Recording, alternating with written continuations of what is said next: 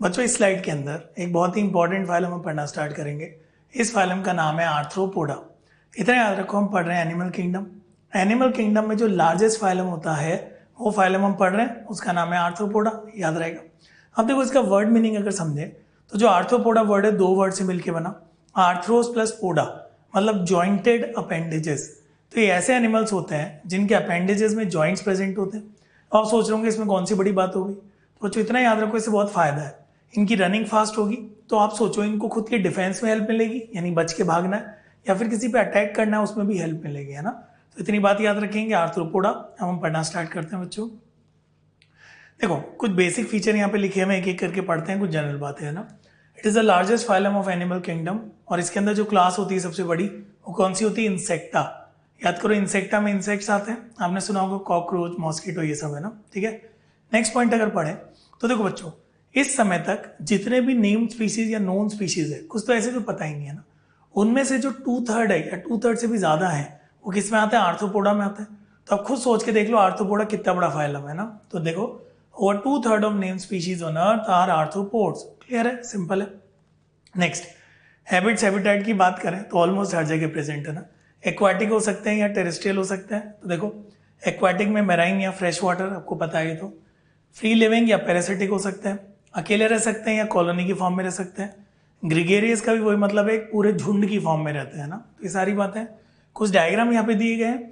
तो बच्चों in diagram को लेके बहुत ज़्यादा परेशान नहीं होना है। आपको इतना याद रखना है जो एनसीईआरटी के डायग्राम है वो अच्छे से आपको लर्न करने हैं, बाकी डायग्राम से आपको समझाने के लिए, है ना। तो याद रहेगा। अब आगे बढ़ते हैं हम। वही जनरल फीचर, अगर आपने बेसिस ऑफ क्लासिफिकेशन अच्छे से पढ़ा है तो ये फीचर तो आपको देखते ही याद आ जाएंगे ना। याद करो बच्चों, सिमेट्री कौन सी चल रही? बायलेटरल सिमेट्री, ठीक है। सेंटर से इधर कट किया, इक्वल हाफ में डिवाइड हुआ, तो बायलेटरल सिमेट्री है ना। नेक्स्ट जो दिखाई दे रहा है ऑर्गन सिस्टम। याद करो ऑर्गन सिस्टम ऑलरेडी स्टार्ट हो चुका है। प्लेटी हेलमिंथस तक कैसा था? ऑर्गन, ठीक है। प्लेटी में ऑर्गन था, उसके बाद ऑर्गन सिस्टम। तो इसमें कोई नई बात नहीं है, ये डायग्राम हम पहले पढ़ चुके हैं ना, ठीक है। तो सिंपल है बच्चों, आगे बढ़े। नेक्स्ट फिर से कुछ ऐसे फीचर जो हम पहले पढ़ चुके हैं, एक बार उनको रिवाइज करते हैं ना।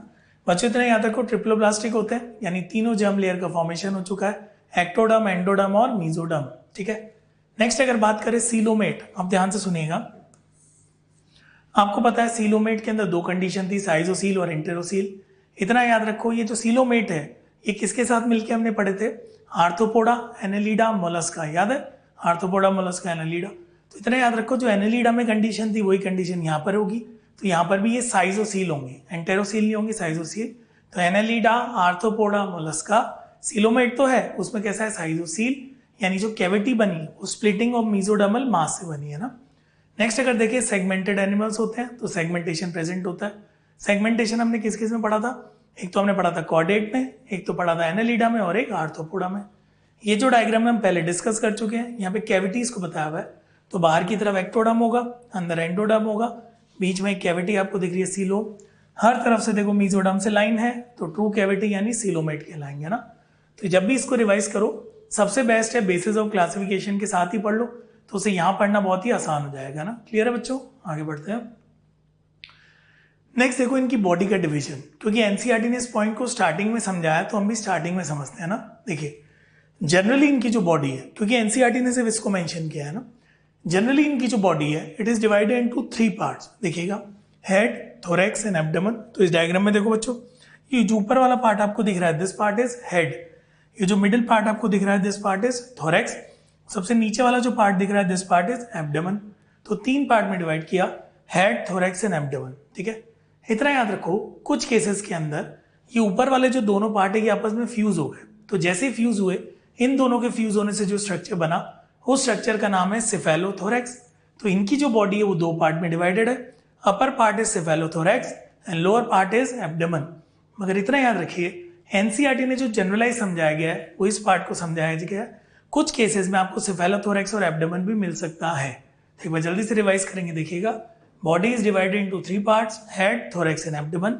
इन some cases body is divided into 2 parts, ऊपर वाला सेफेलोथोरैक्स और नीचे वाला पार्ट कौन सा है? एब्डोमेन।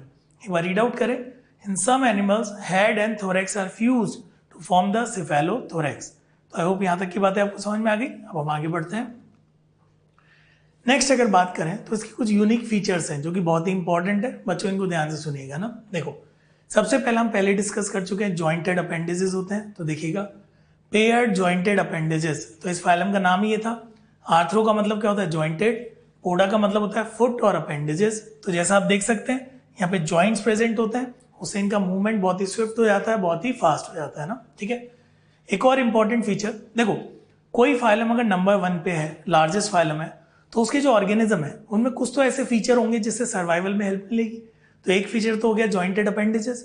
दूसरा जो फीचर है दैट इज काइटिनस एक्सोस्केलेटन। इनका जो एक्सोस्केलेटन होता है उस पर काइटिन प्रेजेंट होता है जो इनको प्रोटेक्शन प्रोवाइड करता है। तो रीड आउट करो, body of arthropod is covered by chitinous exoskeleton. तो दो इंपॉर्टेंट फीचर आपको याद रखने हैं, एक बार जल्दी से रिवाइज करेंगे इस स्लाइड को। जॉइंटेड अपेंडेजेस, फाइलम का नाम आते ही सबसे पहले फीचर याद आना चाहिए। दूसरा बच्चों याद रखो काइटिनस एक्सोस्केलेटन। तो आई होप यहां तक की बातें आपको समझ में आ गई, आसान है। अब आगे बढ़ते हैं। नेक्स्ट जो आता है बॉडी कैविटी सर्कुलेटरी सिस्टम की थोड़ी बात हो रही है, देखिएगा।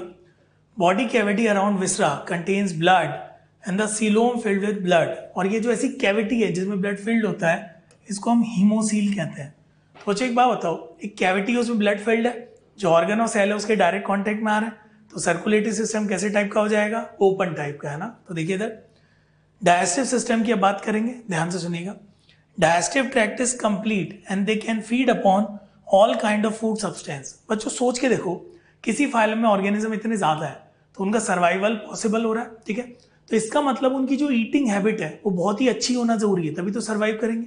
तो इतने याद रखो, आर्थ्रोपोडा के जो मेंबर्स होते हैं ना, ऑलमोस्ट किसी भी चीज पे फीड करके सर्वाइव कर सकते हैं। तो यही बात यहाँ बताइए। और ये तो आपको पता ही, डाइजेस्टिव ट्रैक्ट कैसा होता है? कंप्लीट होता है, जो कि पहले फाइलम में कंप्लीट हो चुका है। तो एक बार जल्दी से रिवाइज करें। यहाँ पे हीमोसील प्रेजेंट होती है, हीमोसील में ब्लड प्रेजेंट होता है। सर्कुलेटरी सिस्टम कैसे टाइप का हो गया बच्चों? ओपन। डाइजेस्टिव सिस्टम कंप्लीट है, जैसा आप देख सकते हो ट्यूब विद इन ट्यूब है, या माउथ प्रेजेंट है, इधर एनएस प्रेजेंट है। डिटेल हमारे सिलेबस में नहीं, आपको बस बेसिक याद रखना है ना। ये हीमोसील यहाँ पे बताया हुआ है। तो इस पूरे पेज के अंदर दो वर्ड इंपॉर्टेंट है, हीमोसील, उससे इंपॉर्टेंट है सर्कुलेटरी सिस्टम कैसे टाइप का बच्चों? ओपन टाइप का, है ना। और यहाँ पे याद रखना डाइजेस्टिव ट्रैक्ट कैसा है? कंप्लीट है। क्लियर है? अब हम आगे बढ़ेंगे। रेस्पिरेटरी सिस्टम की अगर बात करें तो बच्चों देखो, आपका जो स्टडी मटेरियल है वहां पे थोड़ा सा डिटेल में समझाया हुआ है, क्योंकि एनसीईआरटी ने नाम लिख के छोड़े हैं, तो हम थोड़ा सा डिस्कस करेंगे, एक एक करके देखते जाओ। सबसे पहले कुछ एग्जाम्पल बताया हुआ है इसमें, किसमें क्या प्रेजेंट होगा। देखो सबसे पहला जो आता है प्रॉन। बच्चों याद रखो, प्रॉन्स में क्या प्रेजेंट होंगे? गिल्स प्रेजेंट होंगे ना। तो रेस्पिरेटरी ऑर्गन्स की बात कर रहे हैं, फर्स्ट नंबर पे आता है प्रॉन्स। प्रॉन्स में कौन प्रेजेंट होगा? गिल, ठीक है। नेक्स्ट नंबर पे जो आता है दैट इज स्कॉर्पियन। स्कॉर्पियन में जो प्रेजेंट होंगे दैट इज बुक लंग्स, है ना। इनको कंफ्यूज मत करना, इधर बुक गिल्स है और इधर कौन है? बुक लंग्स, तो स्कॉर्पियन। तीसरे नंबर पे जो आता है, हम जनरल बात कर रहे हैं इंसेक्टा की, कोई इंडिविजुअल एग्जाम्पल नहीं, इंसेक्टा की बात कर रहे हैं। तो इंसेक्टा में जो प्रेजेंट होता है ट्रैकियल सिस्टम। अब आपको लग सकता है सर इतना सारा आपने पढ़ा दिया, हम रिवाइज कैसे करेंगे? तो बच्चों मिनिमम तो एनसीईआरटी पढ़ो, एक बार एनसीईआरटी याद हो जाए तो धीरे धीरे इसको रिकॉल करते जाओ, आपको याद हो जाएगा। और एक लास्ट और पढ़ते हैं, देखिएगा ये किंग क्रैब है, इसमें बुक गिल्स प्रेजेंट होता है ना। तो बच्चों एक बार जल्दी से रिवाइज करेंगे। हम यहाँ पे रेस्पिरेटरी ऑर्गन्स की बात कर रहे हैं। प्रॉन में याद करो कौन था? गिल्स था, है ना। स्कॉर्पियन की बात करें तो उसमें कौन थे? Book lungs. और इधर इंसेक्टा की बात करें तो ट्रैकियल सिस्टम। एक फोर्थ याद रखो, किंग क्रैब की अगर बात करेंगे तो बुक गिल्स। जो आपको कंफ्यूज कर सकता है वो किंग क्रैब स्कॉर्पियन के साथ कंफ्यूज कर सकता है, तो जो याद रखना यहाँ पे बुक लंग्स होते हैं और यहाँ कौन होते हैं? Book gills. तो आई होप यहाँ तक की बातें आप सभी को क्लियर है, सिंपल है। अब हम आगे बढ़ते हैं बच्चों। नेक्स्ट जो आता है दैट इज सर्कुलेटरी सिस्टम, इसकी बात करते हैं। देखो थोड़ा बहुत तो हमने पहले डिस्कस कर लिया था, हीमोसील पहले बताया हुआ था, उसी को थोड़ा सा दोबारा और बताया तो देखिएगा। ओपन टाइप होता है, ये तो हम पहले ही पढ़ चुके हैं बेसिस ऑफ क्लासिफिकेशन में, ठीक है। That is blood flows in haemocoel. एक कैविटी में ब्लड प्रेजेंट होता है, उसमें फ्लो कर रहा है, और जो ऑर्गन्स होते हैं, सेल होते हैं, उसके डायरेक्ट कॉन्टेक्ट में आते रहते हैं ना, ठीक है। ब्लड इज यूजुअली कलरलेस, ये चीजें बच्चों ध्यान से पढ़ना। ब्लड जनरली कैसा होता है? कलरलेस होता है। और इसके लिए जो टर्म यूज होती है दैट इज हीमोलिम्फ, यानी हीमोलिम्फ इसको कहा जाता है। एग्जाम्पल इंसेक्ट दे रखा है, कोई दिक्कत ही नहीं है। उसके अलावा देखो बच्चों कुछ एक्सेप्शनल केसेस है, जैसे कि प्रॉन। इसको आपको अलग से याद रखना, एक्सेप्शन की फॉर्म में क्या? कॉपर कंटेनिंग पिगमेंट, जिसका नाम होता है हीमोसाइनिन। तो मैं दोबारा बोल रहा हूँ, जो प्रॉन होता है ना, उसके अंदर कॉपर कंटेनिंग पिगमेंट प्रेजेंट होता है, हीमोसाइनिन, ठीक है। तो इतना याद रखिएगा। जनरल अगर बात करें तो हीमोलिम्फ होता है, कलरलेस होता है। प्रॉन के अंदर जो होता है हीमोसाइनिन प्रेजेंट होता है, कॉपर कंटेनिंग। तो इस पूरी स्लाइड में सबसे इंपॉर्टेंट जो वर्ड है ना बच्चों, वो ये वर्ड है सर्कुलेटरी सिस्टम कैसे टाइप का होगा, ओपन टाइप का होगा इसमें ना, ठीक है। ब्लड जो है वो कलरलेस है, हीमोलिम्फ, बस आप प्रॉन याद रखिए, उसमें हीमोसाइनिन प्रेजेंट होता है, कॉपर कंटेनिंग पिगमेंट। क्लियर है, कोई दिक्कत तो नहीं। अब आगे बढ़ते हैं बच्चों। नेक्स्ट जो आता है बच्चों, ध्यान से सुनिएगा, एक्सक्रीटरी ऑर्गन्स की बात हो रही है ना, इनमें भी कुछ एग्जाम्पल समझाए हुए हैं तो धीरे धीरे याद हो जाएंगे। नहीं होते तो मिनिमम एनसीईआरटी तो आपको याद रखनी ही है, ये तो मिनिमम है ना। तो देखिएगा, सबसे पहले आता है मेलफिजियन टिब्यूल, फिर आएगा कॉक्सल ग्लैंड, फिर आएगा ग्रीन ग्लैंड, जिनको एंटीनरी ग्लैंड्स भी कहते हैं ना। तो कौन सा किस में प्रेजेंट होता है चेक करो।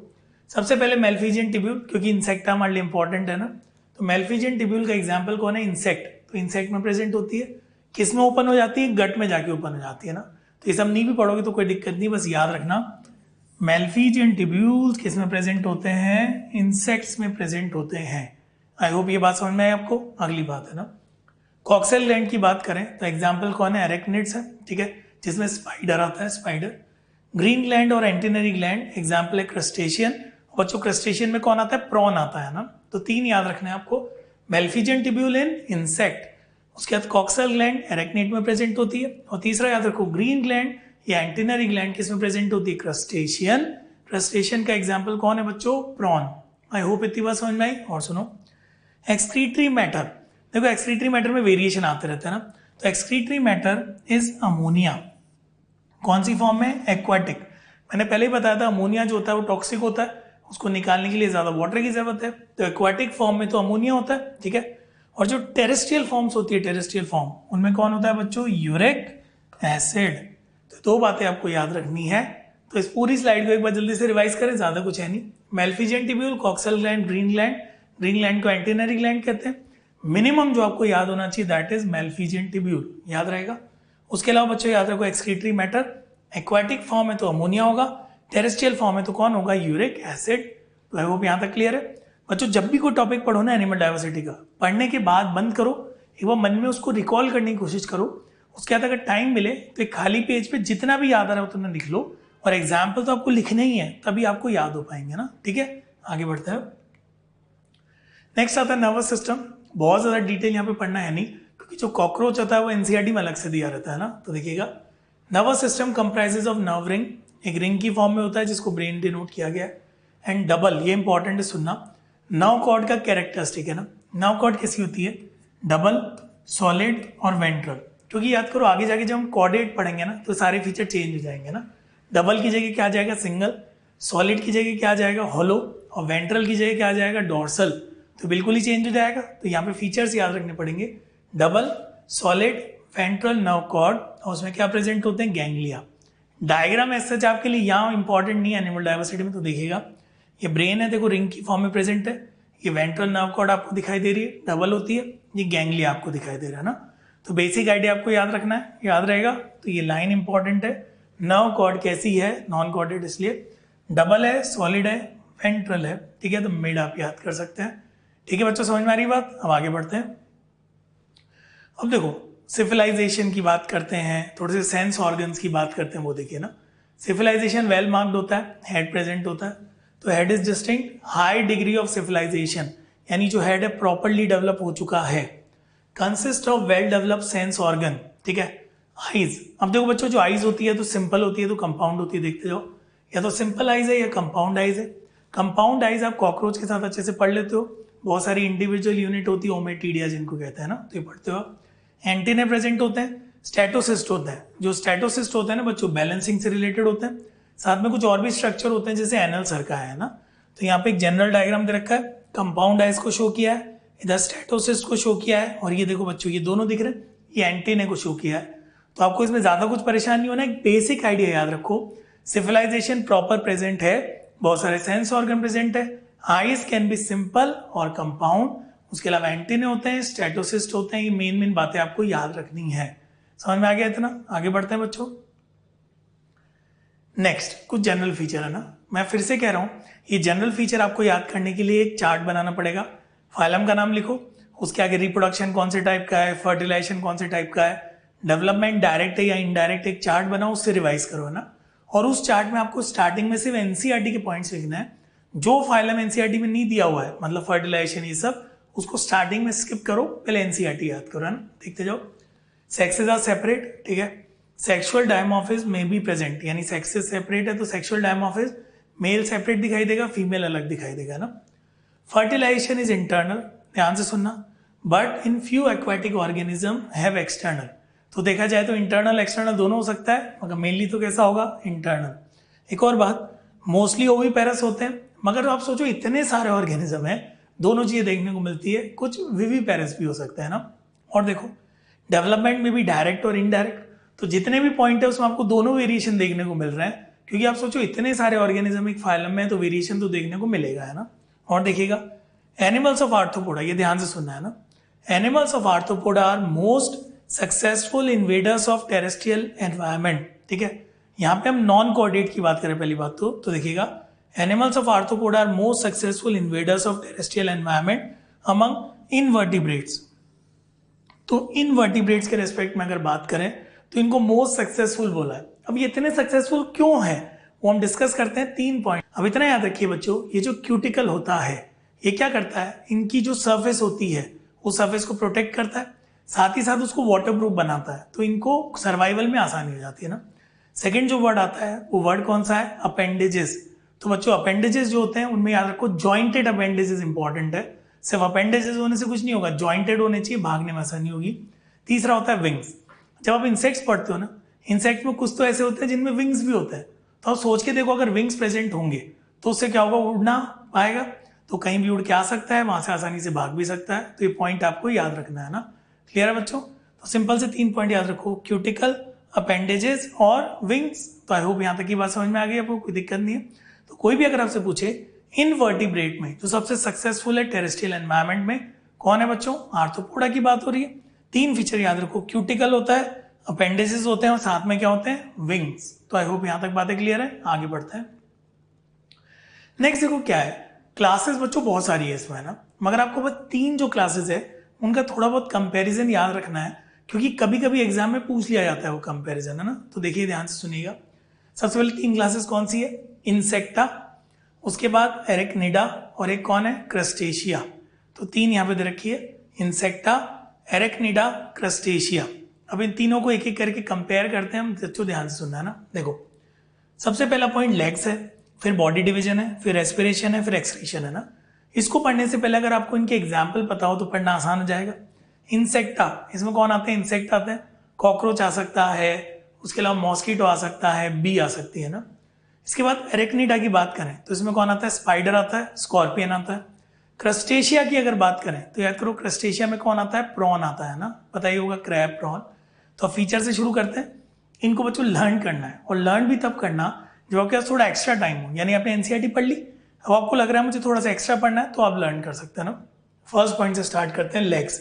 6 लेग्स, 8 लेग्स, 10 लेग्स। अब पेयर में अगर बात करूं तो 3 पेयर है, 4 पेयर है, 5 पेयर है। तो क्वेश्चन में ध्यान से पढ़ना कि पेयर पूछा है या टोटल नंबर पूछा है ना, ठीक है। नेक्स्ट आता है बॉडी डिवीजन, ये तो हमने स्टार्टिंग में पढ़ा था। इंसेक्टा को 3 पार्ट में डिवाइड किया, head, thorax and abdomen.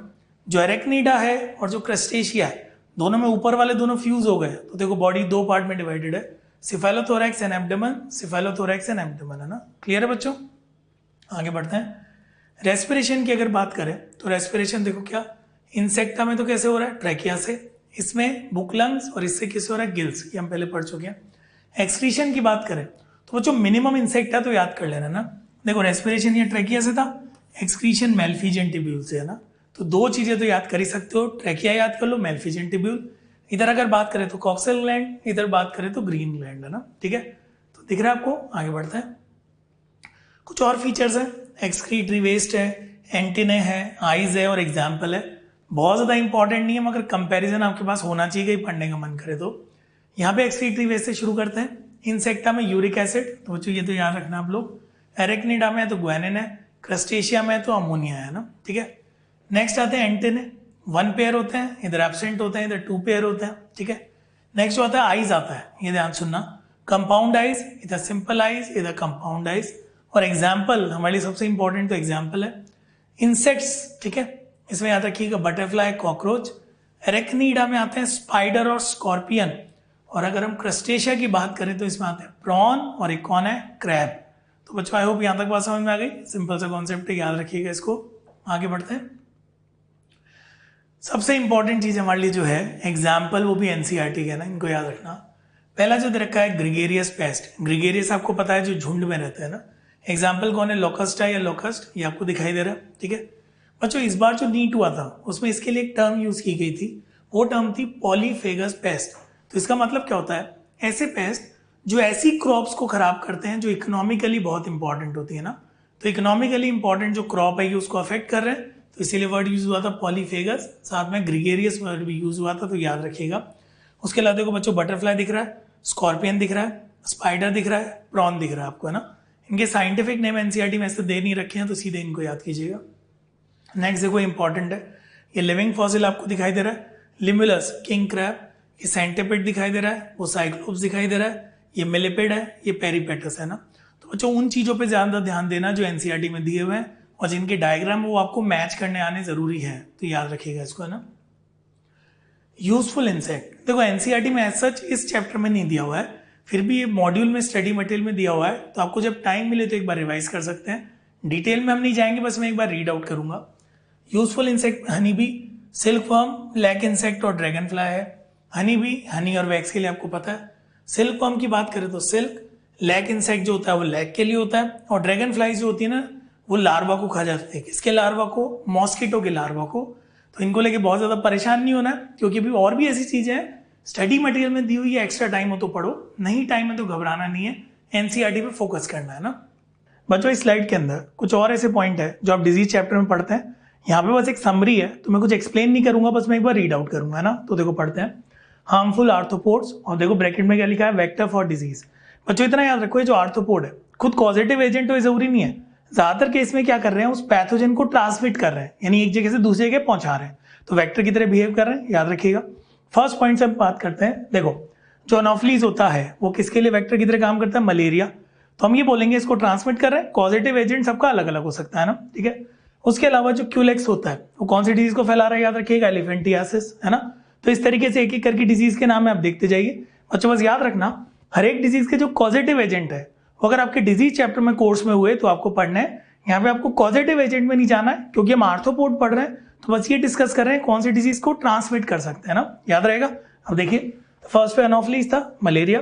Culex के लिए कौन है, एलिफेंटियासिस। नेक्स्ट याद रखिए एडीज, डेंगू, येलो फीवर, याद रहेगा। डेंगू को वैसे डेंगू भी बोलते हैं, हम डेंगू याद रखिएगा। नेक्स्ट आता है CC fly, African sleeping sickness, याद रहेगा। नेक्स्ट आता है सैंड फ्लाई, काला आजार। हाउस फ्लाई, घरेलू मक्खी, आप सोचो कितनी डिजीज को ट्रांसमिट कर सकती है ना, तो खतरनाक होती है, बच के रहना चाहिए। देखो cholera, diarrhoea, dysentery, gangrene, intestinal fever, तो इतनी सारी डिजीज से ट्रांसमिट हो सकती है। एक दो बातें और, बेड बग, इससे हो सकती है रिलैप्सिंग फीवर या टाइफस, इनको ट्रांसमिट कर सकता है। और एक और बात याद रखिएगा, लाउस, किससे रिलेटेड है, ट्रेंच फीवर। तो बच्चों इतने सारे नाम देख के घबराना नहीं है, बस एक बार समरी दे रखी है, इनमें से जो भी डिजीज चैप्टर में आपके कोर्स में हो उनको डिटेल में पढ़ना है। ये जो लिखा हुआ है इसका अगर आपका कभी टाइम एक्स्ट्रा बचे, आप सोचो थोड़ा एक्स्ट्रा पढ़ना है तो पढ़ लेना, नहीं तो इसको ज्यादा इंपॉर्टेंस देने की जरूरत नहीं है ना। यहाँ पे इनके लार्वा और प्यूपा बता रखे हैं, जैसे कैटरपिलर बता रखा है सिल्क वर्म और बटरफ्लाई का, ग्रब बता रखा है हनी बी का, जो मैगट होता है वो हाउस फ्लाई का है, रेगुलर मॉस्किटो का है, जोइया या मेगा लोपा जो होता है क्रैब, और नॉप्लियस किसका है, प्रॉन, ठीक है। तो जो सिंपल सा है, ये जो फाइलम है ना, ये सारी चीजें बाद में पढ़नी है। सबसे पहले बेसिक इसका क्लासिफिकेशन पढ़ो, बेसिस ऑफ क्लासिफिकेशन हमने पढ़ लिया था। उसके बाद इंपॉर्टेंट फीचर पढ़ो, एनसीईआरटी के एग्जाम्पल याद करो। तो जो इंपॉर्टेंट फाइलम है इसको ध्यान से पढ़ना है। बच्चों इस स्लाइड के अंदर हम जो फाइलम पढ़ना स्टार्ट करेंगे उस फाइलम का नाम है मोलस्का। बच्चों याद करो, इससे पहले हमने आर्थ्रोपोडा पढ़ा। जो आर्थ्रोपोडा होता है वो लार्जेस्ट फाइलम होता है ना। सेकेंड लार्जेस्ट जो फाइलम होता है वो कौन सा होता है, मोलस्का। अब देखिए ये जो फाइलम मोलस्का है, पीछे आपको एक जनरलाइज इसका ऑर्गेनिज्म दिख रहा है। इतना याद रखिए, जो मोलस्का होता है इस वर्ड मीनिंग होता है सॉफ्ट बॉडी। तो ऐसे ऑर्गेनिज्म जिनकी सॉफ्ट बॉडी होती है उनके लिए टर्म यूज होता है मोलस्का, तो ये आपको याद रखना है ना। अब एक एक करके पढ़ना स्टार्ट करते हैं। सबसे पहली बात जो मैंने बताया, it is the second largest phylum. तो फर्स्ट लार्जेस्ट कौन सा था, आर्थ्रोपोडा, ये आपको याद होना चाहिए ना। एनिमल्स आर आइदर टेरेस्ट्रियल या फिर कैसे होंगे, एक्वाटिक, और एक्वाटिक में मैराइन होंगे या तो फ्रेश वाटर होंगे, तो ये पॉइंट पता है। सेम पॉइंट यहाँ पे आपको दिख रहा है, तो बस आप याद रखिएगा। एनिमल या तो टेरेस्ट्रियल होते हैं या तो एक्वाटिक होते हैं। एक्वाटिक में या तो मराइन होते हैं या तो कैसे होते हैं, फ्रेश वाटर, सिंपल सा है। एक और बात, जो मोलस्क होते हैं वो कैसे होते हैं, सॉफ्ट बॉडीड होते हैं। बाकी पॉइंट अभी हमने पढ़ लिया ना। नेक्स्ट, कुछ स्टडी के नाम दे रखे हैं, तो बच्चों याद करो, स्टडी के लिए वर्ड यूज होता है लॉजी, ये तो आपको पता ही है। तो देखिए, स्टडी ऑफ मोलस्क, अगर मोलस्क को स्टडी कर रहे हो तो उसको मेलेकोलॉजी कहते हैं। अगर उनके शेल को स्टडी कर रहे हो तो उसके लिए वर्ड यूज होता है कॉन्कोलॉजी, है ना। तो लॉजी मतलब study, malacology is the study of mollusc and conchology is the study of shells of mollusc. Simple है। तो इस पूरे पेज में ज्यादा कुछ इंपॉर्टेंट नहीं है, सेकंड लार्जेस्ट फाइलम आपको याद रखना है ना। क्लियर है बच्चों, अब आगे बढ़ते हैं। देखो, वही बेसिस ऑफ क्लासिफिकेशन आपको हर फाइल में मैं बता रहा हूं। अगर आपने बेसिस ऑफ क्लासिफिकेशन ध्यान से पढ़ा तो इसको पढ़ना बहुत ही आसान हो जाएगा, तो सुनते जाओ ना। सबसे पहली बात, सिमेट्री। कैसी सिमेट्री, बायलेटरल, तो ये आपको पता ही है, रीड आउट करते हैं। ध्यान से सुनना बच्चों, देखो एक्सेप्शन है ना। Few are secondary asymmetrical, example snail, due to twisting यानी टॉर्शन। इसका मतलब क्या होता है, जब शुरुआत हुई थी तब तो सिमेट्रिकल थे, जैसे जैसे इनका डेवलपमेंट हुआ नहीं कि इस तरीके से घूमने लग गए, यानी इनके अंदर टॉर्शन आ गया, टॉर्शन, तो उसकी वजह से जो फाइनल रिजल्ट मिला वो कैसा हो गया, एसिमेट्रिकल हो गया। मगर जनरलाइज अगर आपसे कोई पूछेगा मोलस्क का, तो याद रखो बच्चों कौन सी सिमेट्री होगी, बायलेटरल सिमेट्री। याद रहेगा आप सभी को बायलेटरल। तो बायलेटरल को देखो समझाया हुआ है, कोई दिक्कत नहीं है, सिंपल सा है। एक्सेप्शन याद रखो, स्नेल याद कर सकते हो, है ना। ठीक है, आगे बढ़े। फिर से वही बात, ट्रिप्लोब्लास्टिक ऑर्गेनिज्म आपको पता ही है। इसमें देखो क्या हुआ था, ट्रिप्लोब्लास्टिक के अंदर तीनों जर्म लेयर का फॉर्मेशन हो गया था। साथ ही साथ याद करो, यहाँ पे कैविटी डेवलप हो गई थी। इस कैविटी को हर तरफ से मीजोडर्म ने लाइन किया है, तो ये भी कैसे एनिमल हो गए, सीलोमेट। और सीलोमेट में याद करो, एनालिडा, आर्थ्रोपोडा, मोलस्का, ये तीनों सीलोमेट तो है, उसमें भी कौन सा है, साइजोसीलोमेट, है ना। तो ये आपको याद रखना है। तो ट्रिप्लोब्लास्टिक है, साथ ही साथ सीलोमेट, तो याद रखिए ट्रिप्लोब्लास्टिक और सीलोमेट एनिमल्स प्रेजेंट है। ठीक है, सिंपल है, ये डायग्राम आपको पता है। नीचे जो पॉइंट बच्चों आपको लिखा हुआ दिख रहा है, ये हम कई बार पढ़ चुके हैं ना, तो इसको अब अलग से समझाने की जरूरत नहीं है। Organ system level of organisation होता है, इसमें कोई नई बात नहीं है, चल रहा है। तो इस स्लाइड को जब भी रिवाइज करो, ट्रिप्लोब्लास्टिक याद करो, सीलोमेट एनिमल आपको ऑलरेडी पता है, organ system level of organisation दिखाई देता है। आप सोचोगे डायग्राम, ये वही डायग्राम है जो हमने सीलोमेट में पढ़ा था ना। क्लियर है बच्चों। नेक्स्ट अगर बात करें तो देखो इनका बॉडी स्ट्रक्चर, अब ध्यान से सुनना, इंपॉर्टेंट है, समझने की चीज है ना। ये मान लीजिए जनरलाइज इनका डायग्राम है। इनकी जो बॉडी होती है ना बच्चों, उसको हम 3 पार्ट में डिवाइड करते हैं। देखो सबसे पहले ये जो आगे वाला पार्ट आपको दिख रहा है ना, ये पार्ट होता है हेड। ठीक है, इसके नीचे वाला ये जो पार्ट आप देख रहे हैं, इस पार्ट को हम बोलते हैं मस्कुलर फुट, और ऊपर का जितना ही पार्ट दिख रहा है इसको हम बोलते हैं विसरल हम। तो याद रखिए, body is divided into 3 parts. How many parts, 3 parts. कौन कौन से हैं, हेड है, इधर विसरल हम्प है, और बच्चों इधर कौन है, मस्कुलर फुट। तो आई होप यहां तक की बातें समझ में आई। अब इसको रीड आउट करते हैं, देखिएगा ना। Body is covered with calcareous shell and is unsegmented. ध्यान से सुनना बच्चों, है ना। बॉडी जो होती है वो कैल्केरियस शेल से कवर्ड होती है, अनसेगमेंटेड होती है। सुनते जाओ। एक्सेप्ट नियोपिलिना, ये एक्सेप्शन आपको याद रखना है, विच इज एक्सेप्शनली सेगमेंटेड। अब मैं इस पर क्वेश्चन फ्रेम करता हूँ, है ना। मैंने आपसे क्वेश्चन पूछा मोलस्का, बताओ सेगमेंटेड या अनसेगमेंटेड, तो आंसर क्या होगा, अनसेगमेंटेड, है ना। तो यार को जो मोलस्क होते हैं वो अनसेगमेंटेड होते हैं। ठीक है, क्वेश्चन में अगर मैंने मेंशन कर दिया नियोपिलिना, तो यार को नियोपिलिना में क्या आंसर जाएगा, सेगमेंटेड जाएगा ना। क्लियर है बच्चों। तो जनरल पूछेंगे तो अनसेगमेंटेड, नियोपिलिना पूछेंगे तो सेगमेंटेड, है ना। और देखो बॉडी के डिवीजन यहाँ पे समझाया हुआ है। पहला पार्ट कौन सा है, हेड। तो देखो ये हेड वाला पार्ट आपको दिख रहा है। दूसरा विसरल हम्प है, तो ये पूरा की पूरा जो दिख रहा है विसरल हम्प है। और नीचे ये जो दिख रहा है जिससे चलता है वो कौन है बच्चों, मस्कुलर फुट। तो body is divided into 3 parts. जब भी रिवाइज करो सिंपल सा कॉन्सेप्ट याद रखिएगा इसमें। पहली बात, unsegmented, exceptions are always present. Second, body is divided into 3 parts, head, visceral hump and muscular foot. अब हम क्या करेंगे, एक एक पार्ट को थोड़ा थोड़ा डिटेल में पढ़ना स्टार्ट करेंगे, तो हम आगे बढ़ते हैं ना। ठीक है बच्चों, देखिए इसकी जो पूरी बॉडी है, इस बॉडी में कौन कौन सी लेयर्स प्रेजेंट है, कौन कौन से स्ट्रक्चर्स प्रेजेंट है, उनकी हम बात करते हैं। तो एक बार रीड आउट करते हैं ना। A soft and spongy layer of skin forms a mantle और pallium over the visceral hump. ये बहुत ही इंपॉर्टेंट है बच्चों। ये जो वर्ड है ना, ये याद रखिएगा, इस फाइलम का कैरेक्टरिस्टिक है, यानी कि मेंटल। कैसा होता है ये, soft and spongy layer of skin का बना होता है ना, तो इसको मेंटल कहते हैं। इतना याद रखिएगा, जो मेंटल होता है, देखो सबसे पहले विसरल हम्प है, विसरल हम्प के ऊपर मेंटल आ गया। जो मेंटल होता है वो क्या करेगा, वो चेक करते हैं mantle secretes a shell made up of calcium carbonate, conchiolin protein and chitin. तो मेंटल ने कुछ सेक्रीट किया और वो उसके ऊपर एक लेयर बना देता है। इस लेयर को हम शेल कहते हैं। किस किस चीज का बना हुआ है? कैल्शियम कार्बोनेट का, कॉन्क्यूलिन प्रोटीन का, और जब आप एनसीईआरटी की समरी पढ़ोगे ना बच्चों, तो वहां पे काइटिन भी दिया हुआ है। तो ये तीनों पॉइंट आपको याद रखना है ना। डायग्राम में अगर हम देखें तो देखिए ये पूरा स्ट्रक्चर आपको दिख रहा है। बच्चों देखो ये जो लेयर आपको दिखाई दे रही है ना, ये वाली लेयर कौन है? मेंटल। तो देखो विसरल हम के जस्ट ऊपर जो प्रेजेंट होती है लेयर, ये लेयर पूरी कौन है? मेंटल। और मेंटल ने जो सेक्रीट किया वो इसके ऊपर की तरफ प्रेजेंट होता है। ये पूरा कौन होता है? शेल। तो एक बार रिवाइज करो। सबसे पहले ये पूरा की पूरा इधर कौन था? विसरल हम। विसरल हम के ऊपर ये जो लेयर प्रेजेंट है, ये लेयर कौन है? मेंटल। और जो मेंटल ने सेक्रीट किया है सबसे ऊपर की तरफ जो प्रेजेंट है, कौन है बच्चों? शेल।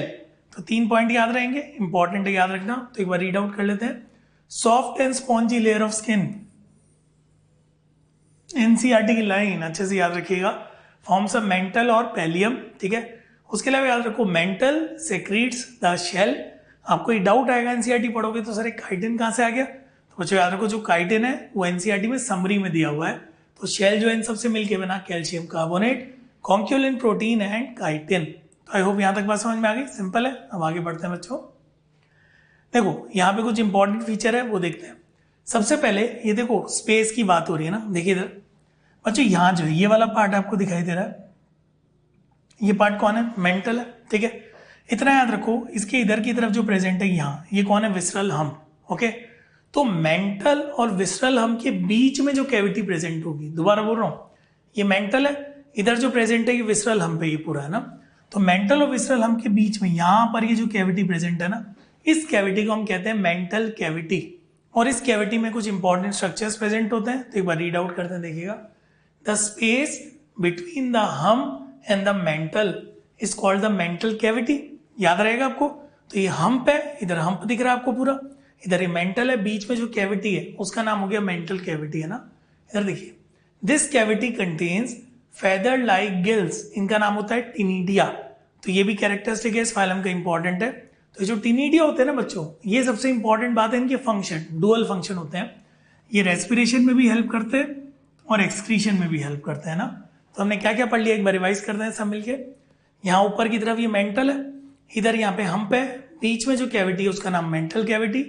मेंटल कैविटी में ये जो आपको दिखाई दे रहे हैं, इतना याद रखो, ये कौन है? फेदर लाइक गिल्स है, इनको नाम दिया टिनिडिया। तो ये वर्ड याद रखिएगा।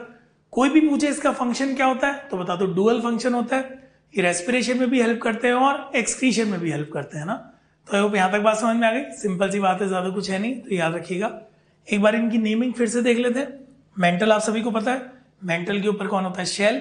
ये द मेंटल कैविटी है और मेंटल कैविटी में होते हैं गिल्स, टिनिडिया। अब ये देखिए, ये जो लास्ट लाइन है वो बच्चों इसको रीड करते हैं। पाइला के रेस्पेक्ट में समझाया हुआ है ना, उसमें respiration. Pila respire by pulmonary sac on land, यानी जब तक वो लैंड पे है तब तक तो पल्मोनरी सैक से रेस्पिरेशन कर रहा है, और जब वो वाटर में पे है तो किससे कर रहा है? गिल्स से। तो याद रखना डुअल मोड होता है उसमें, गिल्स यूज होते हैं वाटर में, और लैंड पे है टेरेस्ट्रियल एनवायरनमेंट में तो पल्मोनरी सैक। तो आई होप यहाँ तक बातें समझ में आ गई। सिंपल सा कॉन्सेप्ट है। अब बच्चों आगे बढ़ेंगे। थोड़ा सा डाइजेशन के बारे में बताया हुआ, डाइजेस्टिव सिस्टम, साथ ही साथ रेस्पिंग रेडुला, ये क्या होता है उसको समझो, है ना। डाइजेस्टिव सिस्टम इज कंप्लीट, कोई दिक्कत ही नहीं है। The mouth contains the file like respiring organ, और उसका नाम होता है रेडुला। ये बहुत इंपॉर्टेंट है। फिर ट्रांसवर्स रोज ऑफ टीथ, ठीक है, यही मैं बताऊंगा क्या होता है। Anus opens into the mantle cavity, mantle cavity याद है, एनस उसमें ओपन हो रहा है, अलग बात है। देखो बच्चों, ये जो रेस्पिंग ऑर्गन होता है ना रेडुला, अगर हम जनरलाइज ऑर्गेनिज्म की बात करें, माउथ वाला पार्ट है, इस पार्ट को हमने क्या किया? एनलार्ज किया। तो देखो जो रेडुला वाला पार्ट है उसको एनलार्ज किया। अगर आप इसको ध्यान से देखोगे तो देखो यहाँ पे आपको ये टीथ जैसे स्ट्रक्चर दिखाई दे रहा है ना, जैसे बच्चों कन्वेयर बेल्ट होती है ना, ऐसे ऐसे चलती है, ऐसे टीथ जैसे स्ट्रक्चर आपको दिखाई दे रहा है। इसको और एनलार्ज किया तो देखो ऐसे ऐसे टीथ जैसे स्ट्रक्चर दिखाई दे रहा है ना। तो ये करता क्या है, मान लीजिए स्नेल है, जैसे जैसे वो आगे बढ़ेगा ना, जैसे वो आगे बढ़ा, मान लीजिए जमीन पे कोई भी फूड पार्टिकल है, जैसे वो फूड पार्टिकल के ऊपर जाता है, ये जो ऐसे टीथ लाइक स्ट्रक्चर है ना, क्या करते हैं, उसको स्क्रैच करना स्टार्ट करते हैं ना। इधर यहाँ देखो सैंड पेपर होता है, उसे दीवार को स्क्रैच करते हैं। उसी तरीके से जो रेडुला है, इसकी मदद से फूड पार्टिकल को स्क्रैच करता है। छोटा सा फूड पार्टिकल टूट के इसके अंदर आया और उसको माउथ के अंदर डाल दिया जाता है ना। तो रेस्पिंग का मतलब चूइंग नहीं होता, रेस्पिंग का मतलब होता है स्क्रैच करना, है ना। तो टीथ लाइक स्ट्रक्चर से फूड पार्टिकल को स्क्रैच किया, छोटा सा टुकड़ा उसको माउथ में डाल दिया, है ना। तो सिंपल से याद रखिए, रेस्पिंग ऑर्गन होता है उसको रेडुला कहते हैं।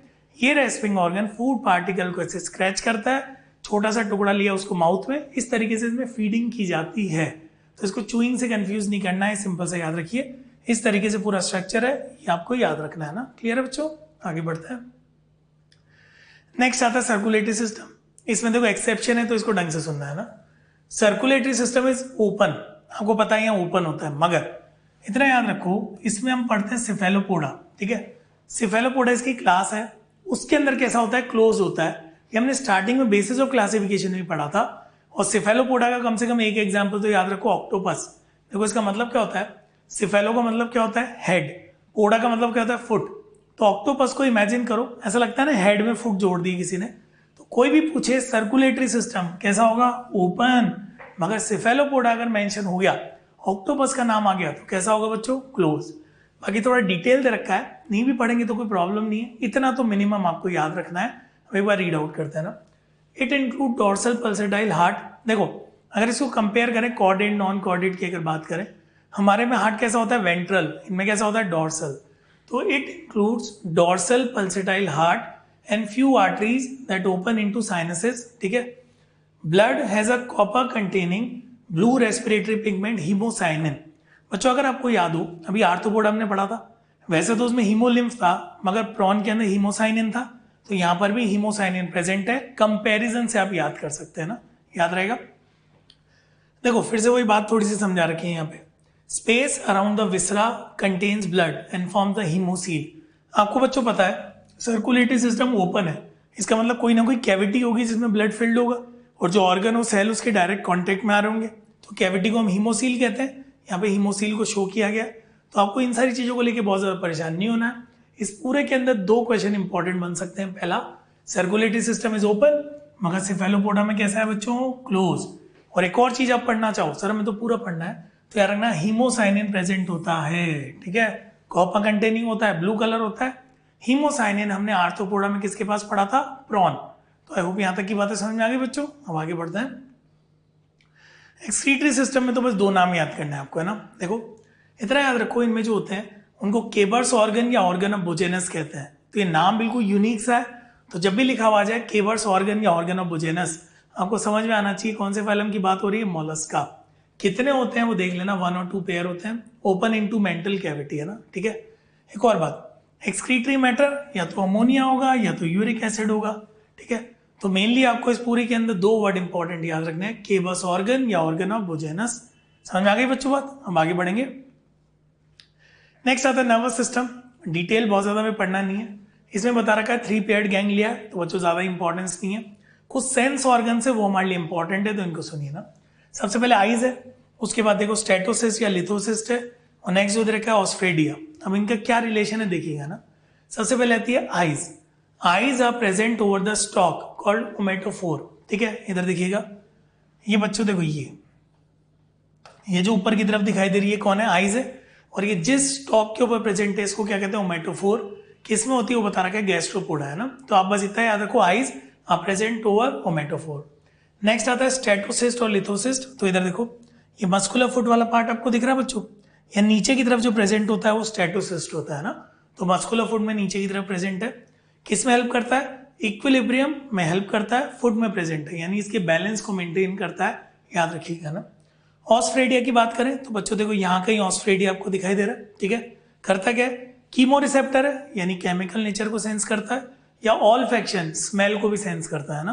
तो दोनों याद रखने पड़ेंगे। तो chemoreceptor, olfactory, as well as for testing the chemical and physical nature of water. तो स्लाइड थोड़ी इंपॉर्टेंट है, तो एक बार जल्दी से रिवाइज करेंगे बच्चों। देखिए इधर नर्वस सिस्टम, ज्यादा कुछ नहीं। सेंस ऑर्गन याद रखिएगा, आईज याद रखिए, स्टेटोसिस्ट या लिथोसिस्ट याद रखिए, ऑस्ट्रेडियम आपको याद रखना है। किस किस से रिलेटेड है, तो आईज तो आपको पता ही क्या करती है। स्टेटोसिस्ट या लिथोसिस्ट इक्विलिब्रियम मेंटेन करते हैं, फुट में प्रेजेंट होते हैं। उसके अलावा जो ऑस्ट्रेडियम होता है वो कीमो रिसेप्टर होता है, साथ ही साथ ऑल्फैक्टरी स्मेल को भी सेंस करता है। तो आई होप बच्चों यहां तक बात समझ में आई। आगे बढ़ेंगे अब। फिर से वही स्लाइड आ गई, मैं आपसे बार बार बोलता हूं इनके लिए आपको एक पेज लेना पड़ेगा, एक चार्ट बनाना पड़ेगा, तब याद हो जाएगी ना। सेक्सुअल रिप्रोडक्शन है, ठीक है। सेक्सेस आर यूजुअली सेपरेट और डायशियस, यूजुअली लिखा हुआ है मतलब exceptions are possible. They are mostly oviparous, mostly लिखा है मतलब विविपेरस की पॉसिबिलिटी है। फर्टिलाइजेशन में भी एक्सटर्नल और इंटरनल। देखो जो ऐसे जो पॉइंट है ना, इन पे डायरेक्ट क्वेश्चन बनने की चांस बहुत कम है, क्योंकि एक्सटर्नल भी हो सकता है, इंटरनल भी हो सकता है, तो क्या क्वेश्चन पूछेंगे ना। नेक्स्ट आता है डेवलपमेंट इज मोस्टली इनडायरेक्ट, तो इसका मतलब लार्वा प्रेजेंट होगा। Larva is trochophore. जनरलाइज अगर बात करें तो लार्वा कौन सा है, ट्रोकोफोर। अब याद करो, ट्रोकोफोर लार्वा हमने पहले कहाँ पढ़ा था, ट्रोकोफोर हमने पढ़ा था एनालीडा में, किसके साथ पढ़ा था, निरिस के साथ, याद है बच्चों। तो ट्रोकोफोर आपको याद रखना है।